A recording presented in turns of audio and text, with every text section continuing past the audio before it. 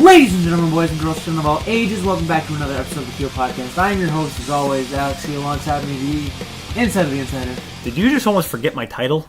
No, I didn't. Yes, you did. You no, paused. I didn't. You paused. You paused. No. You paused. No. That was a delay. No, it was dramatic effect. It was like, hey, does my butt look big in this? And you went, well, no. What do you mean my butt doesn't look big? Well, Ty, you don't got a big butt. You don't do enough squats. I just did freaking 300 freaking squats. Well, not 300, but like I just did leg day.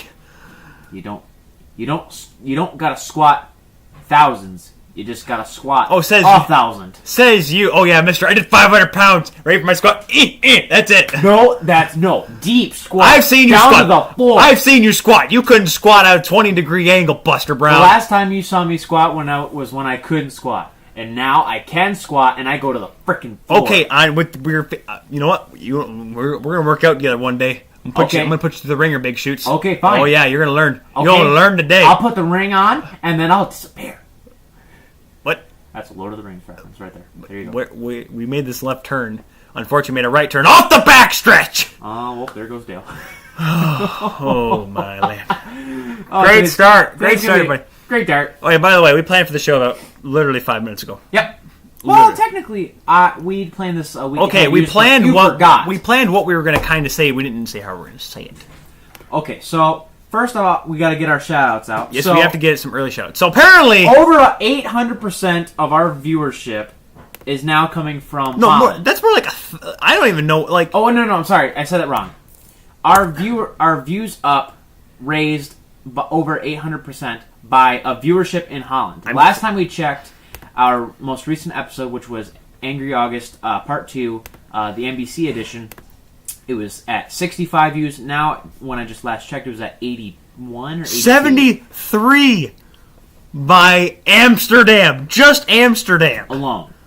Oh, dude, check this out. Okay, so I just...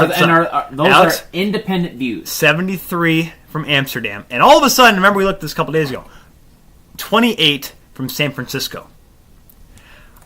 Are there bots that listen to SoundCloud? I don't know, but if they do, I'll take it because it looks good. 81 listens. We never had 81 listens before. We've had 100 in the last week. We've never had 100 in the last week. And we checked. Those are independent views. We've got, enough of that. We're on facility season. You know what's really sad? You know what's really funny? What? Nothing from the dangling towards free agency. Nothing from that one. Steve, you're a mark. That's what you are. Well, okay. I'm not going to go into it, but isn't it ironic that Steve did the whole Enforcer video after we did our bit with the Enforcers? Steve? Irony or coincidence? Well, it wouldn't be ironic, necessarily. It would just be... a coincidence, yeah. Gimmick infringement? Not gimmick infringement. You stealing my gimmick, Steve? I'm watching you! Oh, by the way. Oh, we're recording now. We have a video now. We got a camera now. We have a camera. Going back to where it all started, where it was just... an hour and a half episode with... Well, here's the thing. Now it's like... well, we'll probably do an hour episode today, but... well, I know, but it's like actually like, a podcast still and stuff. Yeah. But it's not... and we're popular! No, we're not. This is 1 week. Watch we go down to 9 views. If we do. Or 9 listens. 9 views probably, too. If we do, I'm screenshotting how many views we got on the one video, and I'm just going to be happy with it. I'll be happy with it. That was our peak, Alex. We hit our peak. If that was our peak, that was a pretty good episode. I will say. 81 listens. I think that's actually more than Thomas's probably podcast. Ha! Suck it, Tommy. Oh, now he's not going to want to come on. Oh, he'll come on. He called me Andrew for like 4 games in a row, just as a joke. Well, I love Thomas, but he probably forgot. No, that's not a joke. I think he forgot your name. Well, if he said that he said it as a joke. So. I'm taking his word for it. It's like hey, I remember you, but you don't remember them. You just say it just so you don't feel bad. So basically, every Rihanna fan ever. Oh my God, I remember you from the California show. I remember you from... wait, what? I'm confused. Where were you going with this one? I'm saying that, like, if some fan goes up to Rihanna asking, do you remember me? She'll, like, play it off as she does, even though she doesn't. You follow too much Instagram is what you do. No, not really. That was actually from a Snapchat video. So we got that. Next, let's shout out, going off hockey a little bit, but Alfred... Big Al! Alfred D'Elia. Big Al getting a whole bunch of media love because he hits dingers. Joey Bats and his boy, Big Al. Joey Bautista, by the way. Jose Bautista. Joey Bats. Yeah, Josie. Number 19. I don't care what number he is for the Mets. Number 19. Bat flip. And Big Al. Bat flip and Dinger Boy. No, that's just two Dinger That's boys. a comic. No, That's a comic book. The Dingers. No, it's Bat Flip and Dinger Boy. Or Ding Boy. No, not Ding Boy. That sounds kind of weird. No. Comic book. Joey Bats with Big Al. Dun, dun, dun, dun, dun. They hit their opponents with dingers, and Joey hits a bat flip whenever he kills the boss. Like at the end of the... Okay. So it's a comic. They don't kill people. Oh, well, you're right. Okay, well, they hit the bad guys with their bats, and then Joey does a bat flip, and Big Al just, dinger! He just yells dinger. Pat freaking McAfee. Okay, so backstory. For those who live under a rock, Pat McAfee is a former NFL punter who works for Barstool and has his own podcast. He's a huge wrestling fan. Yes. Like us, truly. But, of course, if you go follow his Facebook or his Twitter, he always posts videos. He did one for Adam Vinatieri on Monday Night Football about him being the Italian stallion. Long story short, he does this kind of thing where he analyzes punters, kickers, mainly Vinatieri. He makes short videos, and he does it, and he does it comedy out of it. He does it in a very specific way. Yeah. And then Big Shoot's over here. I recreated it of Pat McAfee doing the NXT pre-show, which is... NXT TakeOver this past weekend. Right. TakeOver Brooklyn 4. Quattro. There was a 4 in the main screen. I posted that to my Instagram, and I was going to wait because I knew that he would see it on Instagram the next day, but you were like, watch this. So you posted... So, no, you sent me the video over text while I was working, by the way. Thank you. Because I had to. I thought it was just Pat McAfee on screen. I'm like, okay, I'll watch later, whatever. No, it'd be you doing, look at Pat McAfee. Blood in the red tie, white suit, looking dapper as always, ripping the brand. If you go on my Twitter, you'll find it. It's there. He replied to it saying that he got a chuckle out of it, and I loved it. He said, feeling the love. Now, I hope he doesn't think we mocked him. We were just, okay. What is it? Not mimicry. Imitation is the purest form of flattery. Yes. Yes. And you did a horrible job at it. I did a great job. Why are we Scottish all of a sudden? I don't know. You watch too much Grado. No, I don't. Yes, you do. That was 2 days where I was just obsessed. Going back to hockey, Alexander Ovechkin, baby boy Sergei Alexandrovich. Congratulations to him. Named after his brother. That warms my heart. Mm-hmm. His brother Sergei. Who unfortunately passed away before he was drafted. Yeah. When he was still a phenom. I remember that from ESPN the magazine, believe it or not. What? Hearing about the story about Sergei. Alex Ovechkin was like the next big NHLer. Well, yeah, ESPN always does that kind of thing where they have to have some sort of drama in it. But here's the thing. Well, no, the brother dies. No. They were talking about like future prospects, and I didn't know anything about him. And he said, he's playing after his brother just passed away. Like I think it was like 03, if I'm not mistaken. Anyways, long story short, congratulations to Alex. Got a baby. He's got a baby. I guess apparently everyone's saying he's he's on the ice now, so I guess he's sobered up. So maybe he'll be all right. He's sobered up. I guess he'll be all right. He's still Russian. He can sober up as much as he wants. All he has to do is eat some potatoes and some white bread. He'll be fine. For sure. Go into a little bit of hockey. Do you want to do the breaking news first, or I don't say breaking. I'm the A chair of this show. I'll go through the news and I'll let you. Well, we have sort of breaking news. It happened about 10 minutes ago. Oh, the GM? So may as well dive into this, because it is technically kind of breaking, like 15, 20 minutes ago. Randy Lee, the assistant general manager of the Ottawa Senators, he resigned his duties just not too long ago. So literally 15 minutes ago. I don't know. Okay, well that's when it broke. A little after 6 o'clock Eastern time. Okay, so that's when the news broke. That's when the news broke. We're within the hour. Exactly, and that was announced. Yep. So announced today. That's kind of a big deal. Yeah, especially with I want and I'm not just seeing this on. Well, you're seeing it on NHL.com, TSN, Sportsnet. Even there's just this huge magnifying glass around 2 teams in the NHL. It's Ottawa and New York. Well, New York today, I'd say. No, it's been New York basically the past week and a half at least. And this isn't like a biased opinion versus like New York, because we hate New Jersey, even though they came out with they're coming back with the red and green jerseys. I thought they were the black. Well, they've always come back with it, but they're going to come back with the white ones. Aren't they just the white with black and red, no green? That's what I saw. No, they're the green ones. Are you sure? I'm dead serious. I watched the Jay and Dan show retweeted it, and then posted it on their Instagram. They're coming back with.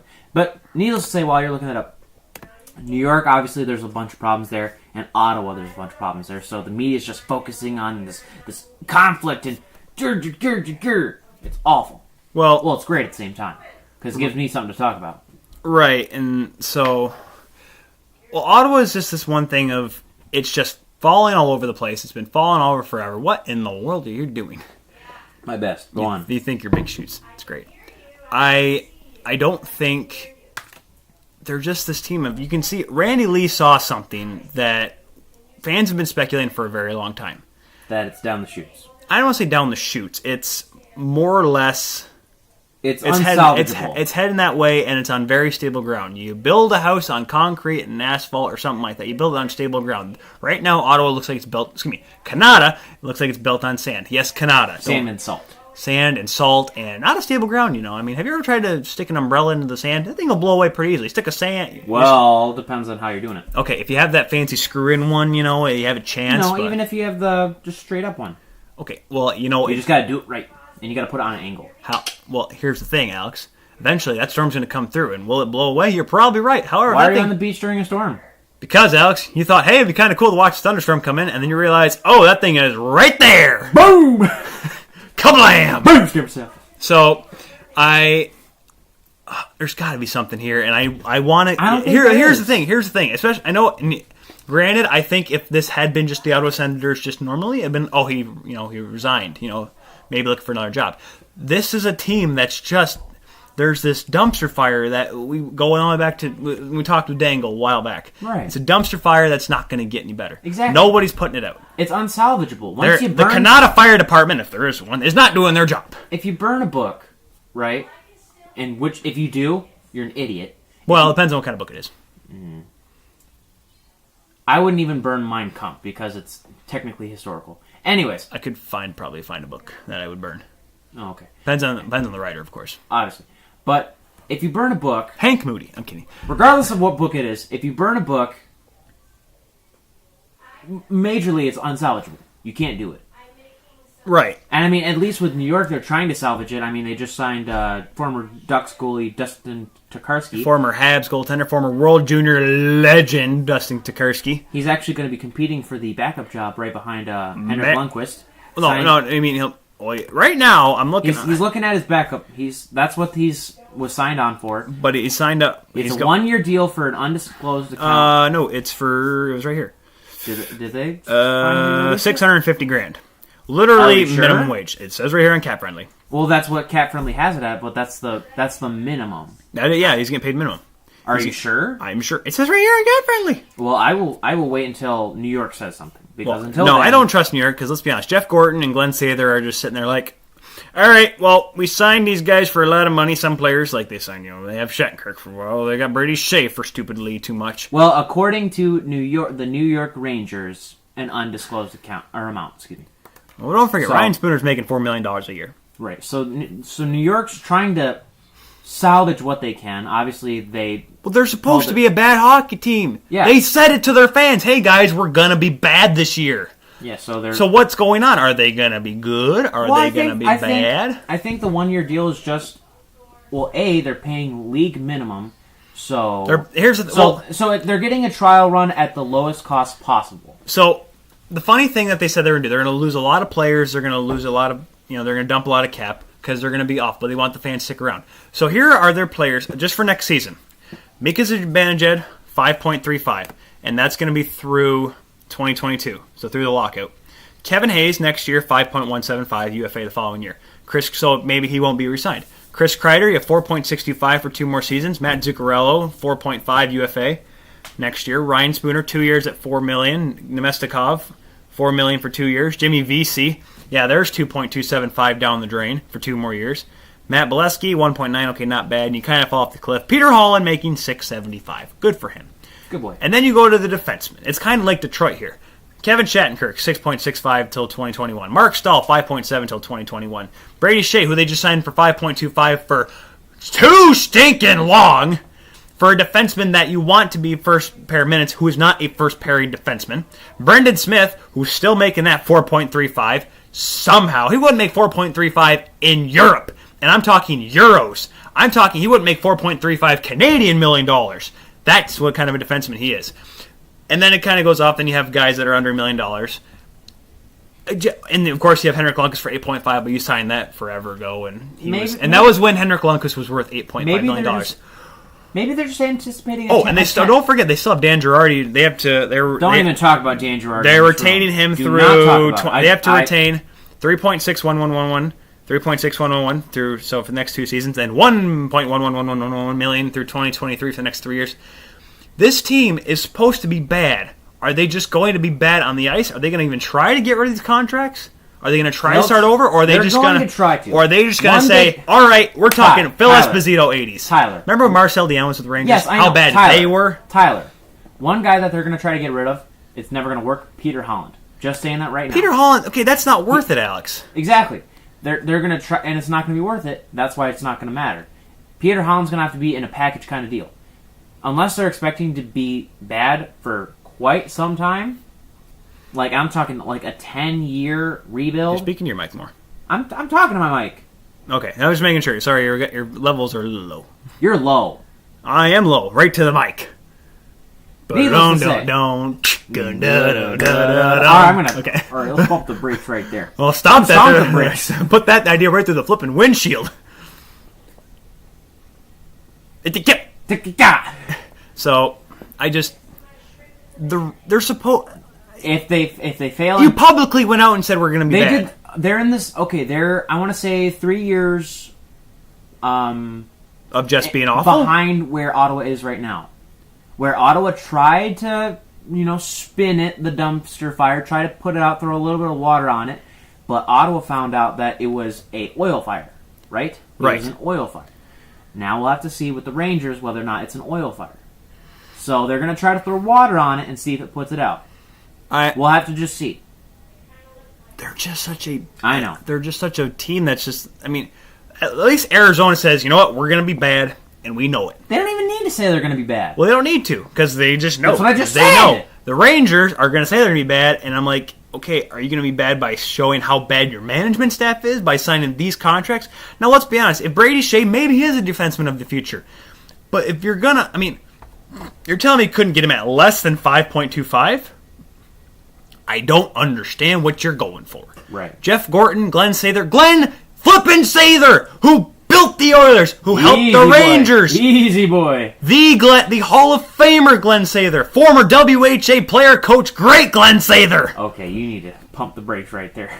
What's he doing? Is he old? Is he senile now? Probably. He's been hit in the head quite a bit. He never wore a bucket back in his playing days. No, he didn't. Of course, he didn't have to. Granddaddy rule. Craig McTavish. Oh, of course, I think Craig McTavish is his own. That's his own thing. I'll be honest. He was a coach. He was a great coach for 1 year, 05-06. Yep. And then everything fell off the cliff. Yeah. So kind of staying in that general northeast of the United States and going also with backups. The Bruins are looking to keep Tuukka Rask more fresh in next year with Yaroslav Halak being the backup. 2 years, $5.5 million. That's a lot. Okay, you're ending up... That's a lot for a backup, but this is Boston. That's 5.5 total or 5.5 a year? I want to say 5.5 total. I'll look it up. I remember because that was one of the signings we talked about, and that was a lot of stupid cash for Yaroslav Halak. Now, granted, this ain't the Yaroslav... That's 5.5 total. 2.75 each year. Okay, so not... With a UFA in 2020, 2021. Not awful, but... I'd say it's pretty decent. You're right, so we're not looking at a guy that's... It's not a trial run. It's not the 650 that you're giving to Tokarski. Well, here's the thing. Halak's going off of, I don't say reputation, but let's be fair. This is a goaltender in Halak that, think of it this way. He was going to start over Carey Price. Carey Price was the one that was going to St. Louis. Correct. Rod Smith already had filmed the breaking news report that he was going to be traded. That Carey Price was going to be the one traded in 2011. Yes. For the 2010-2011 season. And then he goes to St. Louis. And actually does really well. And then Brian Elliott comes along in St. Louis. And they actually have a pretty good tandem. That team has good success. I think they made it to the conference final 1 year. Hold on. And then he has that whole thing where he got traded to Buffalo. And then they got traded at the same day to the Islanders. And then, all right, well, the Islanders are not a great team, but hey, maybe he'll get something. And he just, wasn't the greatest. He was playing on a bad team. Right, not the best defense ever. Not at all. And then he's starter for Team Europe in the World Cup. Now, granted, that was probably because Freddie Anderson got hurt. Remember, Freddie Anderson got hurt. That is correct. So, but still, he started, and they did well. They made it to the final against Canada. Which is why I'm And then he's in Bridgeport 2 months later. Well, there's got to be something there. I mean, this is what I'm seeing. Yes, there's part of it is reputation. Part of it is how well he did over doing the championship in place of Frederik Andersen. And also the fact that the Bruins aren't necessarily going to keep Halak as a quote-unquote backup. From what I'm hearing from the reports here, which is, I'm using actually NHL.com, which is going through The Athletic. Excuse me. What it's going to be like is Tuukka Rask is going to be playing 55% of the season and will be starting the playoffs. Halak will be taking on 45% of games. Well, that's roughly about he's going to be playing 35 games. Well, that's kind of how the game 35 is. to 3. That's kind of how the game is. Well, you say it's ideal, and having a 1A 1B situation, which can work. We've seen it work in the past. And with Boston, who plays quite a few back-to-backs. You play a few back-to-backs. You have a lot of off. You have a lot. You play in a division that has offense. Right. Lots of offense. That's why you need a backup, a quote-unquote backup goaltender to be, worth 2.75 a year, 5.5 total. Well, they're in a tough spot. You need good goaltending in that. Thankfully, division. it's only 2 years. In the division alone, you need great goaltending. In general, you need good goaltending, and that's why it's hard to have that backup. Because remember, Craig Billington one year I think he won like one game in like 96 or 97, backing up Patrick Waugh for Colorado. Wrong guy. I'm just saying, Patrick Waugh that was back. God. That was back. That's what I'm saying. Like back then, when who was your backup? Who knows? Kevin Hodson was a backup. That guy ate more cheeseburgers than I do. Okay. Wasn't Chris? No, Chris Osgood wasn't the backup for Vernon. No, Vernon was, but then Scotty's like, I need more experience in the playoffs, and it worked. Got Ozzy. Hey, for little known fact, and everyone that gives Chris Osgood a hard time, I understand 97. Scotty Bowman wanted the veteran presence in 97. Do you want to know Mike Vernon's record in 96-97, the regular season? 13-13 and 4. Or no, 13-13 and 7. Chris Osgood was the reason why the Detroit Red Wings he's the reason why they won the Jennings that year. Okay. Well, but they went with Vernon, and it worked. Yes, I'll admit the fact. And then Ozzy played the next year and won. Right, and kind of... Doesn't matter if he got scored on from center ice twice. I'll skip the next point, but I'll just go with the Red Wings now. 2 players that are a little bit older. Nicholas Cronwall is saying that this next year, which is his last year on his current deal, $4.75 million in this last year. He's saying that talked about it. This is going to be his last year. I'm sure if you're a Wings fan, you're saying, "Oh no, we're losing a veteran defenseman." Well, okay. I think you'll be better. Excuse me. The guys I talk to at work, those kind of Wings fans, like, "Hey, I watch the Wings all the time. I'm a fan." Sure you are, bud. The casual fans that only watch one team. Yes, they think Cronwall should be better. Well, I can tell you this right now, he ain't going to be better. No. It's the same people say, I remember when Zetterberg was great. Yeah, Zetterberg was great too. Hey, do you remember when Eric Lindros was a flyer and didn't get concussed every single game? I remember when Sergei Fedorov was great. I remember when Sergei Fedorov wasn't a greedy. Oh, wait. Oh. No. That was before the salary cap era. He was greedy before that. Hey, you remember the 98 deal? I remember. That's what I'm saying. Before the salary cap era. I know Mike Fountain. He was in Carolina when he was going to get signed. But then Detroit matched that deal. Fountain could have played with Fedorov. No. You want to talk about a confidence blow. Confidence blower. You get scored on by Sergei Fedorov every time. Yeah. Just even talking about Zetterberg, Red Wings coach Jeff Blashill in an interview just this past Wednesday. So, within the week that we've been not doing the show. He said that Henrik Zetterberg is at 90% not playing this year because of lingering back injuries. Well, that's just because of multiple. Well, he's had back issues for years, though. That's the problem. He's been having issues. It's just catching up to him. Kind of like with Yzerman, how he had the lingering knee problems, and it just kept staying there, and sooner or later, you just can't do it anymore. Exactly, that's the thing. Well, no, it was knee problems, but that's what I said. Oh, you said knee. Okay, they said knee or back problems. Well, I'm sure he probably had back problems. He was probably. Let's be honest. The '80s, there was Steve. He took a couple hip checks here and there. It was Steve Yzerman and, let's be honest, Probert eventually. super stoned Probert. He had Probert, and Kosher was a little bit later on. I'm talking about the 80s. I'm talking about, who was the goaltender in the 80s? Was it Glenn? Didn't he have Larry Murphy? No, that was late. That was in '90s. That was in the Stanley Cup years. I'm thinking of. Oh, I'm out of the shot. I just realized I'm leaning back. I'm like, oh look. Oh hey, I'm way out of the shot. Yeah, get out. Hey, welcome to the Alex Kill Show. Welcome to the Alex Kill Show, everybody. Hi, how are you? Everyone turn off YouTube. I'm the reason why Holland loves us. I'm still banking on the fact that maybe Kelly's got family over there that just loves me, and they just do the mom thing where they click the video, they click the link 100 times. No, they're independent views. What did you do? Call up SoundCloud? No, because I can look through our analytics thing. Oh, okay, that's cool. Yeah, that's pretty neat. That's pretty neat. Yeah, it's pretty neat. Pretty neat, bud. Stop moving your chairs. I'm just trying to get comfortable here. I have had a very long day. Okay, you know who else is trying to get comfortable, or maybe not get comfortable? Patrick Laine. You want to know why? Because he's not in a rush to sign his extension. He doesn't need to be. Exactly. Maybe he's just comfortable where he's at right now. I think he just does. He doesn't want to stress out. Everyone thinks they need to sign their guy right away. It's the problem everyone's freaking out about. Well, I don't say freaking out now because obviously William Nylander took a long time. Does anyone remember how long it took the Leafs to sign Connor Brown? Now, granted, you see that and you say, "Oh man, Connor Brown is a fourth liner, third liner. He's a role player, whatever. Only worth $2.1 million. He's only $2.1 million because he's a Leafs fan." Yeah. If this had been like Chicago or Nashville, he's making $3 million. Oh, I remember. I forgot where I saw it from. It might have been somewhere. It might have been the hot stove, the Leafs hot stove or whatever. Leafs Nation hot. Anyways, the one that broke that Tavares signed like way before it was like publicly announced. Breach? Not Breach, like the hot stove. Needless to say... Oh, you're talking about, like in the days leading up to free agency, okay. Yes. They said that the Leafs were thinking about trading Connor Brown. I'm like, oh no. A, because I know that the Leafs would be giving away an amazing contract. They wouldn't have to retain anything, but the team that got the contract, they would be, skipping away free because they knew that after, he would have to re-sign, it'd be like an extra $4 million or something. Well, not $4 million, but... Yeah. You get the point. He's a good player.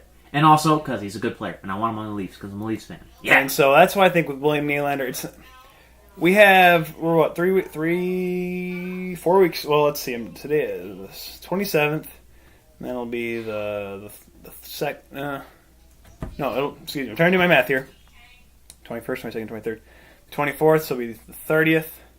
We're just under 2 weeks away. Actually, no. 3 weeks. Oh, from the hockey season or September? From training camp. I think we're 4 weeks away right now. 4 weeks away, yes. Yes, 4 weeks away from training camp. I was trying to do math in my head. I thought you were going to say September. Because there's 31. 31 in August. So, 31, and then 7. 4. No, 3 weeks. 31st. Oh, so 3 weeks away. Whatever. Long story. Closer to hockey? I'll take it. Yes, we are closer to hockey. If we had the NHL Network, we would have been able to see the Brett Hull goal today. Nah. That was on when I was actually working out today, so I saw that. And I was like, that goal didn't count. Shouldn't have counted. There was an email sent to all the teams. Well, guess what? AOL was a little slow back in the day. Whoops. We got what? Scored on. Oh, wait. What? When you refresh your email after like 3 months and you see the email saying, hey, the foot in the crease goal counts now. Oh, that would have been nice to know before Game 6. Yeah. I'm just saying, it couldn't have happened to a better city in Buffalo. Speaking of Buffalo, Vladimir Guerrero Jr. is doing pretty well. Yeah. And talking about training camp and the Leafs are trying to sell Pickard, and Auston Matthews is being talked about getting the C. And he's okay with it? No. Well, and no. Not right now, and not right now. Well, okay. Well, let's start with Pickard. Calvin Pickard. The goaltender the Leafs could have just totally gotten for free, but decided they took too dang long to actually spell out there, decide what they wanted to do, so they had to give up a 7th-round pick and a prospect. Yes. Dude, what were you going to do in that situation? Okay. He was on waivers. You could have picked him up for free. You could have said, hey, Mr. Pickard. Yeah, but did you need him? Well, they needed him after he cleared waivers. Well, they probably thought...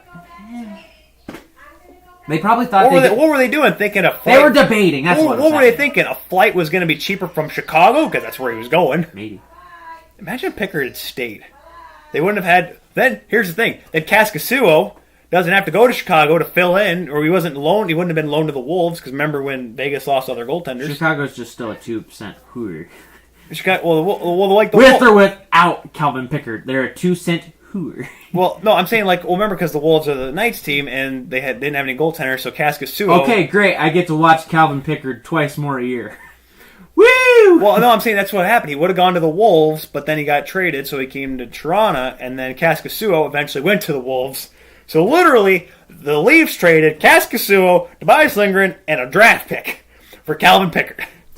Technically. Well, contractually, no. Well, in theory, yes. Theoretically. Theoretically, they did. In reality, no. In reality, no. You're correct. It's that's correct. No, you're not. Far from it. I am 95% more correct than you are. False. 95. It's impossible on the scale of 1 to 100 to be over 100. So I said 95%. Exactly.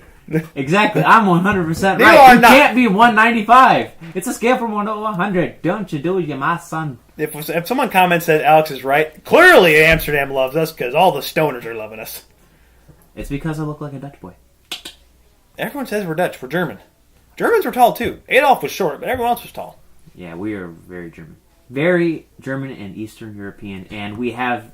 you're telling me we have European. We may be Dutch, but until I take the DNA test to see where exactly I'm from... You're taking the Dunna test? Yeah. The Dunna? The 23andMe or whatever it's called.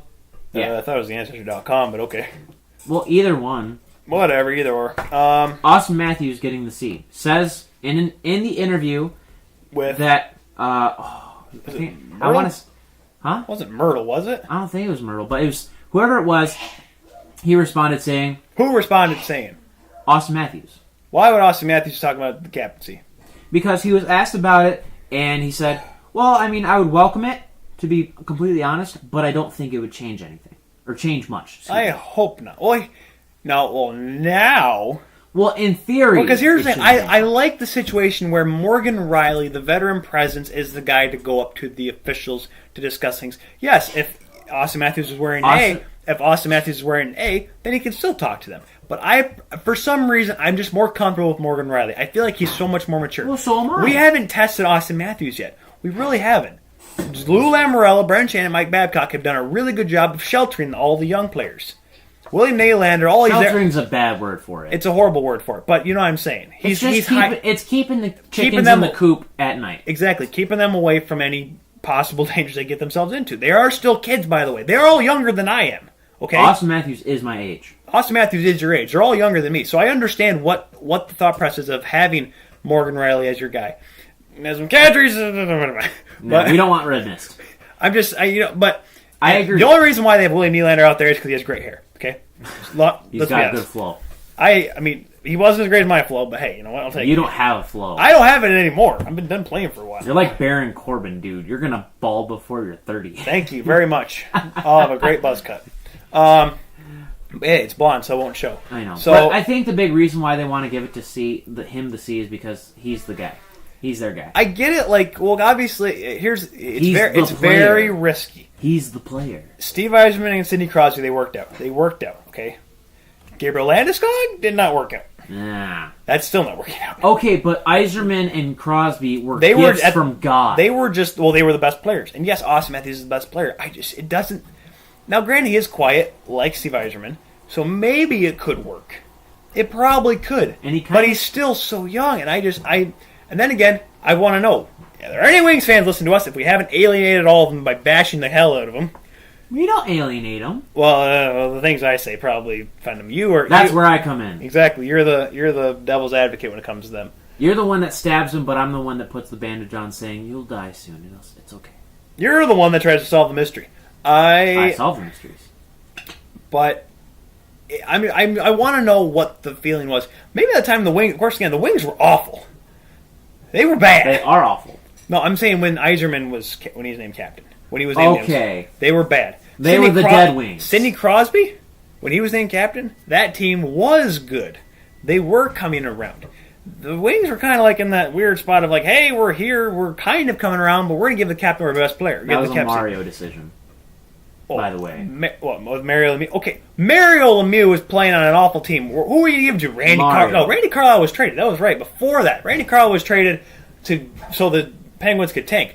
That was one of my things I talked about in my top 5 worst tanking teams of all time. They were behind who? The Ottawa Senators. Great. Ironically, the Ottawa Senators. Where are you wheeling this? I have no idea where I'm wheeling this. Long story short, Auston Matthews is... I just feel like right now I think he would be a good captain. A nice, simple captain, plays hard, leads by example. Like Yzerman used to. I wouldn't say Gretzky or Crosby because they talked a lot, but like you want a guy that will lead by example on and off the ice. If you have a guy that's very calm, very soft-spoken, the team will be calm and relaxed. Morgan Rielly is perfect. That's why he's been kind of pushed into that role of, hey, you're not the captain, but if we need someone to go talk to the refs for penalties, you're going to be our guy. You're the guy that goes up there. He's just got more experience, that's all. And exactly, that's the thing. I like the veteran presence that he has. Now, here's the thing. You don't want to just you don't want to give him the captaincy and take it away, because that could really strain a relationship. So I think that's why the Leafs are being very patient with it. I haven't heard any rumbles about it. It's kind of like a bomb. You don't want to cut the wrong cord. Elliot Friedman has not said any rumbles about being the captaincy or about the captaincy for the Leafs. So I'm not expecting it. If it happens, great. I believe it'll be good. But I don't want to get too excited over something that won't happen. So, and here you're on your phone. Okay. So it'll be okay if Matthews is captain, because the Leafs are doing a good job of kind of setting him up, getting him ready, letting him play, letting him develop as a player before the off-the-ice stuff. So I think it'll be good. Yeah. So, the segment. Angry August. Today, Gary Bettman, the commissioner of the NHL. The first and only commissioner of the NHL. The guy who replaced John Ziegler. Detroit lawyer, by the way. Yep. It's always good to have lawyers and people like that. I watched recently they did a feature last year during the finals. Sportsnet did about Bettman? No, Bruce McNall. Oh, the old Bruce McNall, the old owner. The old Bruce McNall. Yeah, no, the old owner of the Los Angeles Kings, the one who brought Gretzky, the one that changed the logo from the yellow and gold crown to the black and silver. Mm-hmm. That's kind of reminiscent of today, and talked about how he changed the game and how he helped more or less bring the game down south. And I've had my feelings towards seeing teams in the Sun Belt. They just don't. Let's be honest, there are teams down there that don't work out. However, most of the time, they don't work out. And that's what I'm just saying is the fact that if it were not for him, it wouldn't be that way. Right. The LA Kings were just a weird exception. It would be it'd be how NASCAR would be a southern sport, NHL and hockey would be a northern sport. It would not be a continental wide sport like it is today. It's a temperature oriented sport. Well, I'm saying it would just be if Gretzky had never came, if Bruce McNall had never made that deal, there would be no Nashville, there would be no Texas, there would be no Dallas. Well, okay, it wouldn't be as. Don't say that to Gary Bettman. He'll be like, well, actually, if Houston, if Wayne Gretzky stayed in, well, hold on, let me put on my Gary Bettman voice. If Wayne Gretzky stayed in Edmonton, the Edmonton Oilers would have had 18 Stanley Cups by now. Now, if Wayne Gretzky stayed in Edmonton, you gotta shake your head while you're doing it. I still would have been able to come in as the first and only NHL commissioner, and I would still be able to use the expansion rights through the NHL to extend money, extend the game, and do whatever we could to make this this nice North American like a sport true that we lawyer. do right like now. A true lawyer. Thank you. Lawyer. Thank you. Lawyered, as Marshall would say. Lawyered. So, but anyways, one of the things was that he was actually the guy, because he actually talked to, remember David Stern, the old NBA commissioner? Yeah. He had talked to him about possibly being in the NHL, and he wanted to stay in the NBA. It's like, well, who would you recommend? And there was a lawyer working for him. Mm-hmm. That was Gary Bettman. Yeah, the guy that, I think he did quite a bit of expansion stuff too, because he was just, he's got the green thumb for making money. Ironically, it's green. But long story short, they brought him in, and then I think he got brought in right as, San Jose came the year before, and then Tampa Bay was already coming in. And then after Gary Bettman comes in, Florida and Anaheim come in. Then there was a few years off of any teams coming into the league. And then, of course, there was Nashville. And then there was Atlanta. And Well, then there was actually- Minnesota and Columbus. Hold on, when did San Jose come into the league? 91. And Gary Bettman signed on in 92. Yes. Yeah, I know this. Trust me. Well, actually, no. Yes. No, it was on February 1st, 1993. Off by year. Gary Bettman? Yep. I thought it was 92. No. Oh. It was... Well, he may have agreed to the contract in 92, but his actual tenure started in the 93 Sorry, season. in the middle of the season. Okay. No, started... Well, yeah, no, in the middle, of the season. Yeah, because I remember, obviously, he made the big deal about, he was there at Gretzky's 802nd goal. Anyways, long story short, since that day, Gary Bettman has done a lot for the National Hockey League. Oh, heck yeah. He has done probably more than had it been just a president of the league or a committee of the league, or let's be honest, if Clarence Campbell was still the guy. He just, for some reason, maybe it's because he has that lawyer mentality about him. Okay. Oh, yeah, and by the way, for those listening at home or watching on your computers or screens or whatever, I'm going to be pro Bettman on this one. I'm gonna take. You're gonna be pro Bettman against a guy who has single-handedly fought to keep Arizona, the Coyotes, the 1,000 seat a game Coyotes, No. in the National Hockey League, No, I'm not. where they haven't made $1 for. When did Jeremy Roenick leave? When did Matthew Tkachuk leave? Please tell me. Dude, I'm not doing that. You're gonna okay. Because I'm not going against him. I'm pro Bettman.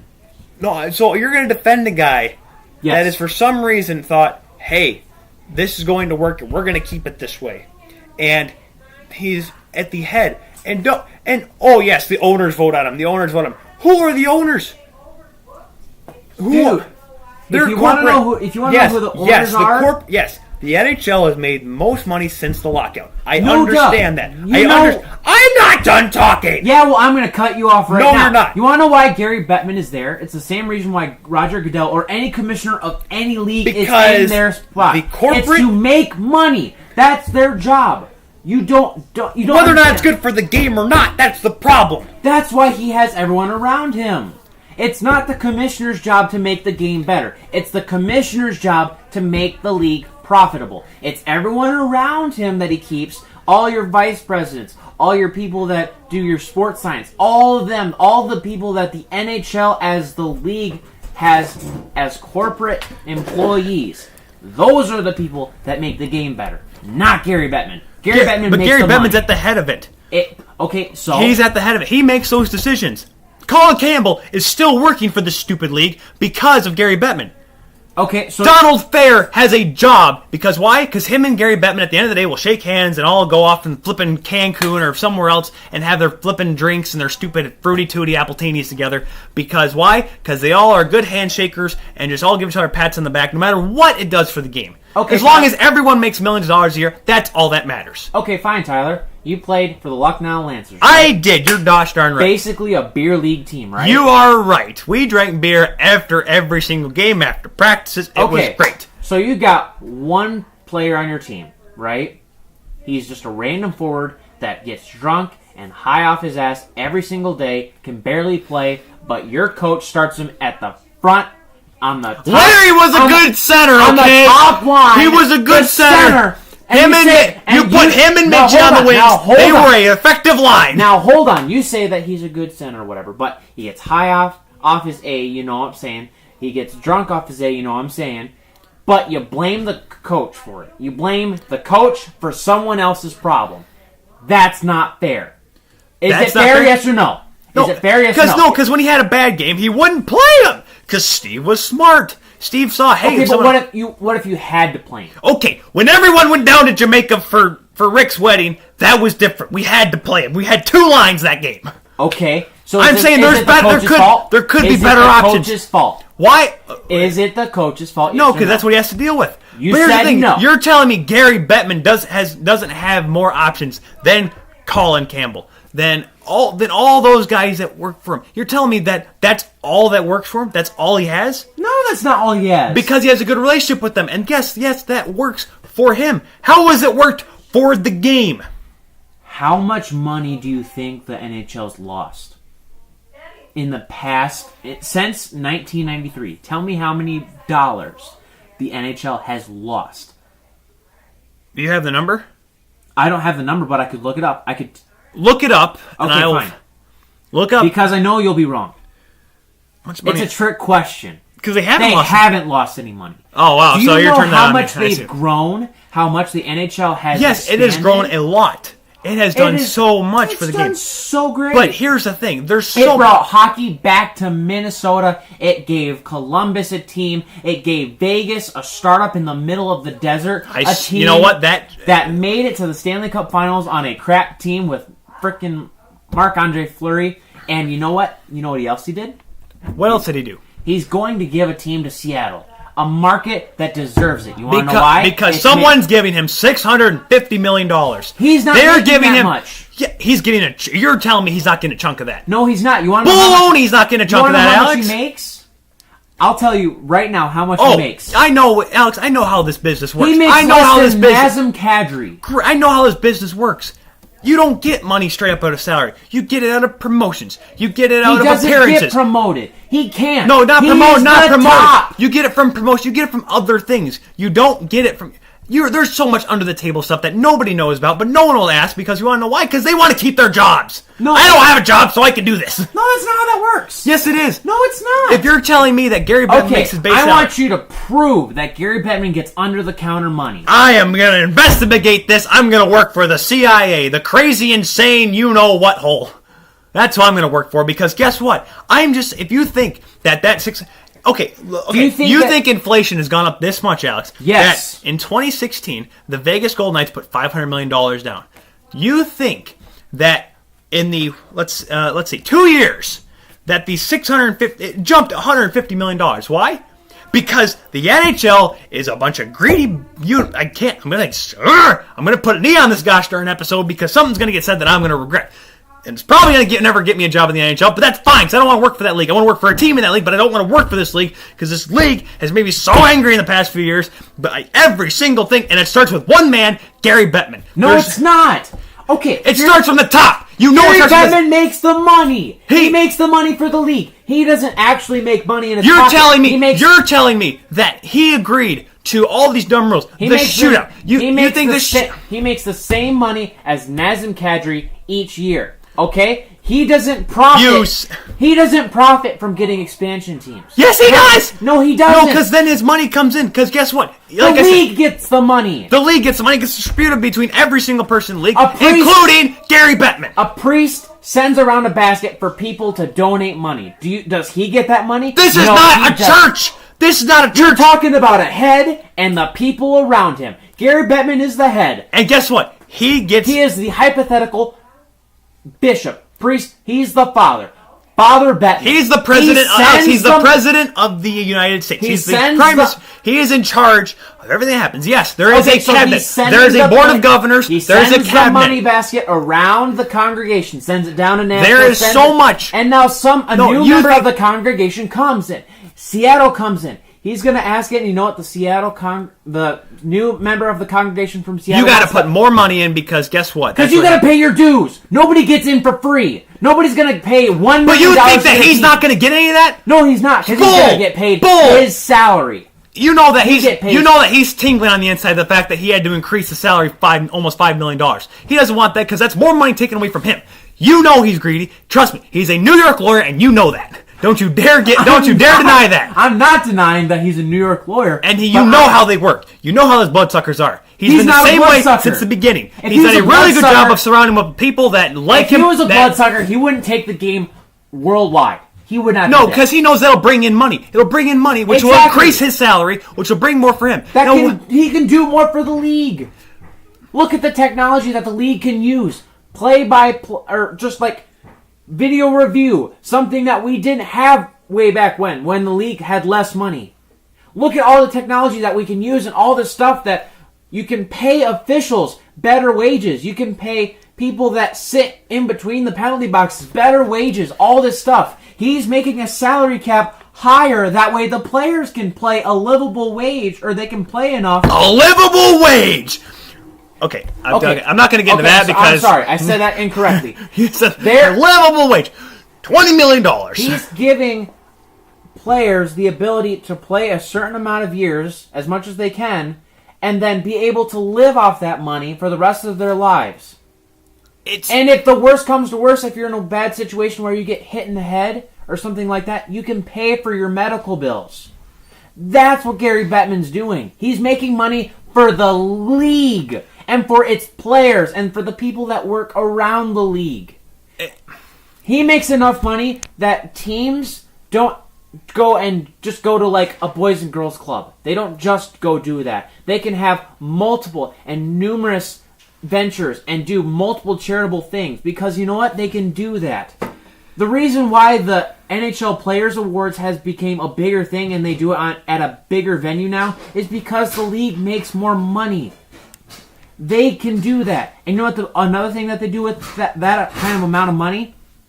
They pull it out of their pocket, lay it on the table in front of TV or television broadcasting companies and say, you should put us on your screens because we have this amount of money. Are we getting into that now? We can make you this money. Are we getting into that now? I'm not saying that. I'm just saying the benefit of Gary Bettman in the league. He makes money for the league, and he's doing a great job at it. So is this where we go into the whole debate about why the NHL wasn't at the previous Olympics?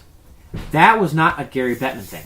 He did a really bad job of making it seem like he wasn't a part of it. He did a very poor job of making it seem like he wanted to point at the IOC. He was a part of it. You want to know why? Because he is the head of the NHL. He's the top dog. He wants to look big. He thought, hey, he went head-to-head against the IOC and the Olympic Committee, or he went against the IOC and the IHF. You're right. And yes, it was less. Yes, we went over this. It was heel versus heel match. No one wanted to watch the All Change channel. Exactly. But guess what? We had to witness it. And he did a really bad job of understanding that he wants to talk about growing the game. He wants to go to China. He went there. And guess what? It was an absolute dud. But yes, they're going to keep trying to go. They're going to keep trying and keep trying. And that's all going to build until 2022. However, why did you not go to South Korea then? You're doing it. You are stopping this. South Korea, who worked their butts off to get into the Olympics, who are going to the top tier of the IHF World Championships next year. Because you gotta puff your chest. No, that's not puffing your chest. You talk about growing the game. You talk about wanting to make this league a worldwide game everywhere. Why did they bring the NHL players back after they didn't? When they weren't allowed to play in the Olympics anymore? Why did they bring them back? They're not going to bring them back. You don't know. Wait, to China? It's exposure. No, because they can just go... I'm talking about way back when. Way back when. Because at the time it didn't really matter. Because why would it take time out of your schedule? It was always talked about, but no one ever thought it probably won't happen. Who knows? But now they went across, and it became an annual thing. It's just more exposure for the NHL. So why would you not go to South Korea then? Because why? Because of safety. Because you're going to China. I've listened. Okay, so backstory: Gary Bettman has a show on SiriusXM where he talks about the game and people can send in questions so he can talk to them on a more personal level. Yeah, I wonder how many questions you have to turn away, but go ahead. He addressed this issue, and he said one of the biggest reasons why if that word says, if you're about to say safety. No, it's not safety. Mm-hmm. One of the big reasons... Oh, because he didn't want to spend money. No, that's not it. He would make money off of it.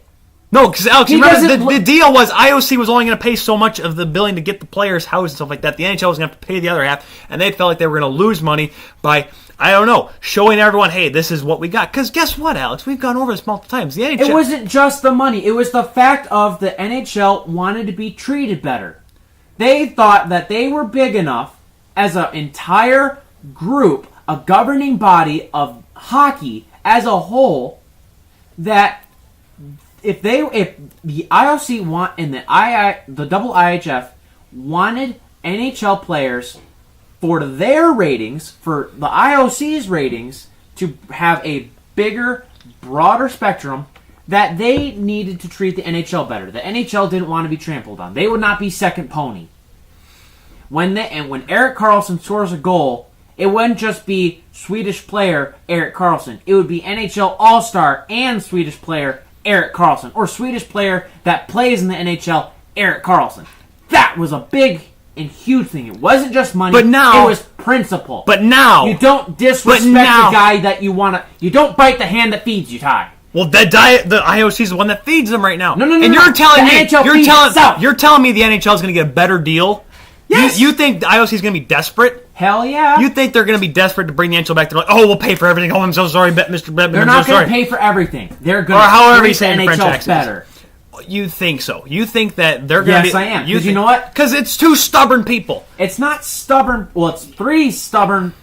Okay, the IHF is on the IOC side on this whole thing. You know that for a fact. But technically, it's three independent groups. But what I'm saying is, you think that that's going to change. You think the IOC is going to make it a more. They're going to make a better offer to the NHL just because they weren't in. Yeah, and then if they're going to ever go back to the ratings, I can go the whole thing about them playing in the middle of the night. Okay, whatever. I am just saying. You think if you think Sidney Crosby, Erik Karlsson, flipping Zdeno Chara would have been playing in the Olympics this year, you don't think, hey, maybe I will get up at 3 o'clock in the morning to watch a game. Yes. But if the gold when you medal have game was between Chris Kelly, when you have Germans that played 10 years ago. No offense, I don't want to stay up until 2 in the morning for the start of a gold medal game that has Rene Borg in it. Well, exactly my point. I don't care. But I'm just saying, you think the IOC's you got to, and this was going. They were going to meet halfway. The NHL and IOC would have to have met halfway. But Bettman thought they needed more. The point of growing the game is you're going to lose money. You know how much money the NHL lost on that China trip when they played in front of 3,000 people? That's not losing money. That's expenditures. Exactly. The Olympics are an expenditure. It's a risk you take, and you do it only every 4 years. It's 4 years. You take 2 weeks off your season. You condense it down a little bit. Every 4 years. It's not like every season. It's not like, the NHL stops for the World Championships. No, it's just every 4 years you take 2 weeks off to show everyone that maybe doesn't watch hockey. Do I watch basketball? No, not really. Unless the Raptors are on ESPN or something, then I will watch them. But however, in the Olympics, I'll watch basketball because it's the 4 years. There are people out there that won't watch hockey, but every 4 years in the Winter Olympics, that's the most, arguably the most exciting sport there is. The super team. Exactly. LeBron James, Dwayne Wade. I will never Crosby, watch a single one of their Marchand, games. Taves. Because they will watch those super teams. Those are combinations you could never see anywhere else because they're on different teams. Exactly. So why, when Bettman, even if he has to spend a little more money than he would like, why would he not want that for his league? Because it's not a money thing, Ty. Clearly it was! Going to China before and this upcoming year. They're going to keep going, and good. I'm glad. Exactly. They're expanding. But they're going to have to spend money, and they're going to lose it for a couple years, let's be honest. It's not necessarily spend. It's not, okay, it's spending money. It's an expenditure. It's not losing money. They're taking a loss. They're taking a loss. It's not losing money. They're hoping they're losing money now so they can make money later. Yes. However, if that's your thought process of we're going to keep going to China or keep losing money, then why would you not spend a few more dollars to go to South Korea? Because going to China isn't about money. It's about growing the game. So when 2022 comes around, it's growing the game, yes. It's growing the game, yes. But the reason why they keep going is because they want to grow the game. Then why did they go to South Korea? But they're going to make every single effort to go to China. They're going to make every They didn't want to be treated like crap. They're going to get treated like crap when they go to China now because IOC can do that. You know how the IOC treats NBA and the NBA superstars? Like royalty. Because since the pros came... No. Let me talk. How many people watch basketball? I want to know. How many people watched collegiate players play in the Olympics before 1992? Not a whole lot. Exactly. So the NBA and LeBron James, your Dwayne Wade, the dream teams. Yes, the dream teams. The dream teams. You bring those players in. Those players get the top level of whatever hotel, wherever you're housing them, doesn't matter. They get the top line of the treatment. That's NBA and just the NBA's players. The NHL sees that and we're like, okay, the NHL is the NBA of the Winter Olympics. Why aren't you treating us like you're treating them? Well, because the Summer Olympics seem to get a better pop. No, they don't. It depends on where they're at. Yes, granted. In the Western Hemisphere, it depends on where it's at. It's been a proven fact that the Winter Olympics get the same amount of TV ratings and money. The most ratings were ever at least in the Western Hemisphere, the most ratings ever were the Vancouver Olympics. Bar none. Salt Lake City wasn't even close. Italy wasn't even close. Vancouver was probably the best. It's the most successful Olympics we've had in the last 40 years. So Bettman sees... Not 40 years. That's a long time. Like, I'd say maybe since... what do you say? I can't say 80 games. Yeah. Like, Barcelona? Regardless. Bettman goes to South Korea. Well, he doesn't actually go to South Korea. He was in... I forgot where the meeting was. But anyways. He talks to the IOC, and he's asking... 2 years ago, you treated the NBA like kings, so why are you treating us like court jesters? Why are you making us pay the 55% where you're paying 45%, where you're taking 60% of all the cost of getting the NBA players over here? What's the problem with that? Why are you doing that? It's not because we have more hockey pads and they only have shoes. It can't be that. They don't do that. It's not that. That's like that's the big what expenditure is travel and housing and food and all that good stuff. Exactly. Not the gear stuff. That's the joke. It can't be the fact that we have all this hockey gear. But right? I'm saying he does. Now, he wants granted, to be treated with respect. He wants the league. Maybe I'll be wrong come 2021 because first of all, you know the NHL is going to be clamoring for attention after the lockout. Let's be honest with this. 2022 is very important. Now, maybe I don't want a lockout. Maybe I'm just saying that right now. We've talked about this. I want Seattle to be a team. They can't be successful if there's a lockout. Just saying that. They can't win a game if there is a lockout, Alex. Exactly. Don't forget, Alex. I don't even care if it's just like a lockout Alex, where you're understand losing half of the season. Alex, that means they're undefeated for entire first year. Don't forget, Alex. The Atlanta Thrashers have been undefeated since 2011. That doesn't count because you're not actually competing. You can't be undefeated. I know. I'm undefeated at WrestleMania, but you know what my WrestleMania record is? 0-0. I've been to a couple times in the video game. Okay, I'm talking real life. All right, Vince, book us 1-on-1, kill versus kill. Vince, call me up. We can. No, don't start that. Don't put that on your shorts. But tights, by the way. But you see what I'm saying? There's so much that. Do you? Okay, I'll put it this way. I don't know if I can have an honest conversation with him. I don't think I'd be able to. I'd have to fake it so I don't knock him out. I'm sorry. No. You would knock him out. You have too much respect for him. I have too much respect for my livelihood. You may not like him, but you respect him. You have to respect him. You have to respect what he's done for this game and what he's done for this I respect the fact that he could totally blackball me. Well, that too. He could blacklist you. Exactly. That's why he's just so frustrating. I just don't get it. I know, but this will be my last mark, and this will be the last thing I say. You're a mark? Yeah, I know you are. I am a mark, and I'm okay with that. Our uncle's name's Mark. Yeah, he's a great guy. In Seattle, by the way, so he could go and enjoy the games. He's about an hour away. Kelly's uncle. She has an Uncle Mark, too. You're a Mark. I'm a Mark for Marks. Mark! Tyler, who's your favorite hockey player? My favorite right now? Or all time? All time. Oh, it's either Ozzy or Felix. Okay, so... What's today? 21st. 2 divided by 1 equals 2. Multiply that by 6.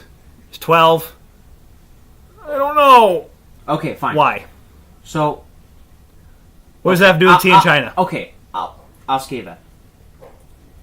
Terry Sawchuk. Yes. They do a memorial service today for don't care about the reason or whatever. They do a memorial service for him. Don't give me that thing about a memorial service for who's a really good Michael Jordan or whatever. You could argue that both those players had the same impact on the game because they were great and they were a beautiful media presence. Okay, fine. Terry Sawchuk. Okay, Wayne Gretzky dies the same day as Michael Jordan. They both have public stuff for him. Oh boy, I think they would plan that out and be a little different. They'd have been on different days, but okay. The NBA doesn't have to pay for Michael Jordan's service for the NBA. The IOC does. Actually, the IOC pays 60% of the service money. You are losing me on this one. Needless to say, if Michael Jordan has an NBA memorial, I am so lost. You are trying to corporatize death here, and it ain't working. I'm not. You're losing me. The IOC pays the majority of Michael Jordan's service. No, don't. The IOC will not pay the majority of Wayne Gretzky's example. Thing. I'm not. This is a horrible example. How is okay? Fine. What do you want me to say? I don't know. That the IOC treats the NBA better than the NHL and the NHL. I can agree with that. Why? Gary Bettman wants to do hockey. Yeah, Gary. Okay. He does what benefits him. Benefits him. What benefits the league. I will take... benefits him. Stop right there. That benefits him. I'll take a catch... benefits him. I'll take a catchphrase. He doesn't need to make hockey great again because he's made hockey greater than it was. Done. It's not the Wales division. It's the Eastern and Western. He doesn't need to worry about a foot in the crease for a Stanley Cup playoff. He does have to worry about another work stoppage. Again. And you know what? He's done How many did John Ziegler have? How many did John Ziegler have? Okay, but that was a different time where players had less rights. One-ish. That was now, in a time where players could be treated like slaves, Tyler. 2004? 1994-95 lockout. Gary Bettman maneuvered around it, and he did it. Barely. The league was better for it. The 2004-2005 lockout. The entire season. Gary Bettman faced it head-on, and the league was better after it. It took a gosh darn long time. Didn't matter. Took a long time. For it. The 2012-2013 lockout. Gary Bettman faced it head-on, and the league was better. That was more of a money thing, but the 0405 thing was so stupid. The league was better for it, yes or no? It took them a little bit to get going after that. But was it better for it? Now it is. 5 years later. Was it better for it, yes or no? Right now it is, but we're 2 years away from another one. So then, yes. And if there is a lockout, which, God please, I hope not, you know what Gary Bettman will do? He's not going to retire and call it quits right before. He's going to hide for 6 months. He's going to hide for 6 months like he did every other one. He's going to face it head on like a lawyer does. He's going to do his paperwork like a lawyer does. And he's going to... No, he's not. He's going to let everyone do his work for him. No, he doesn't. You're telling me that 0405 lockout... He does. It could have been figured out long before. There could have been games in 0405. You didn't give a damn about the 2004-2005 lockout because you know what? You were a hockey fan. You didn't care about money. You just wanted to watch the sport. That's why you watched the Grand Rapids Griffins all year round. Able to live because they could play. Exactly. You know what? You were a hockey fan. You didn't care. You can't look back. Because I didn't know then. Now I look back on it now. That could have been figured out a lot sooner. If you didn't have guys like... You didn't have both sides. Yes, this is another thing. Both sides, yes. There are dumb sides of both sides. Donald Fair, my list. I don't care if he's an NHLPA guy. I don't care if he works for the players. That guy is a showmanship. He is an absolute gong show of a person. He should never be in charge of anything. Gary Bettman is somehow over there determining that, hey, maybe they don't need him as much as they really think they need to. You talk about the NBA getting treated so well. How come the NHL still has this salary cap thing about it? Why? Because the league's more competitive? Well, yes, you're right. Granted, you don't have super teams. You're right. And guess what? But it's still like you're trying to take away from the players, and the players just want to be treated like everyone else. Like everyone else. They're not being... there's not having anything being taken away from the players. It's the fact of you don't want a team like the New York Yankees used to be. You don't want a team like the Golden State Warriors are. You don't want a super team to destroy everything. But how come? You don't want the Harlem Globetrotters playing every single game versus the rest of the teams, which are going to play the role of the Washington Generals. You want a competitive team. You want competitive teams in a competitive league where everyone has a chance of making the playoffs, where everyone has a chance of making the championship. Because if only one team in the entire North America has a chance of winning the cup, why do you even have a team in your city? Detroit will lose a team. Toronto will lose a team. Vegas will lose a team. There'll be no more Sunbelt teams. You want to know why? Because why? Because they realize they don't have any money? Because the New York Rangers have the best team in the world. They spend the most money and they have the dream team because there's no salary cap. I don't believe you, but okay. Okay. I'm not saying ever take care of never say screw the salary cap. I'm just saying you want to be treated like everyone else. That's why they're raising the salary cap is to take care of players. Oh, okay. Now they're raising $4.5 million. Oh man. Josh Donaldson's making $23 million to play one season in baseball. LeBron James is making half of what Los Angeles is worth. Yeah, and that's a problem. They shouldn't be making that much. LeBron James shouldn't be making that much money. Of course, I think he's building schools, so anyways. Whatever. Bettman's in charge. It's not going to change, but I just feel like if he was just a little different, maybe things would be a little bit better. I wouldn't be as frustrated as much with this league.